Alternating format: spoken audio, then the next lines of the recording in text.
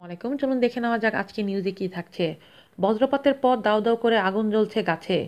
বজ্রপাতে বৃষ্টি ভেজা একটি গাছে দাউ দাউ করে আগুন জ্বলে উঠল। অবাক করা এই সংবাদটি মঙ্গলবার ভারতের এনডিটিভির অনলাইনে এক প্রতিবেদনে প্রকাশ করা হয়।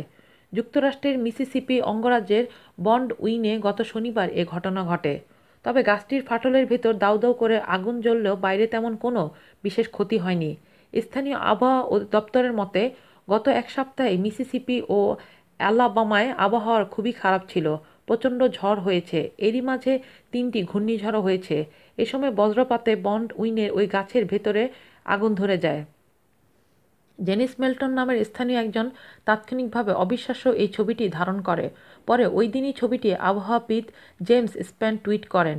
প্রতিবেদনে বলা হয়, ছবিটি টুইট করার পর প্রায় 25,000 লাইক ও 10,000-এর বেশি বার রিটুইট হয়। ছবিটি দেখার পর টুইটার ব্যবহারকারীরা রহস্য গল্প উপন্যাসের সঙ্গে গাছটির তুলনা করেন। আজ এই পর্যন্তই, সবাই ভালো থাকবেন। আল্লাহ হাফেজ।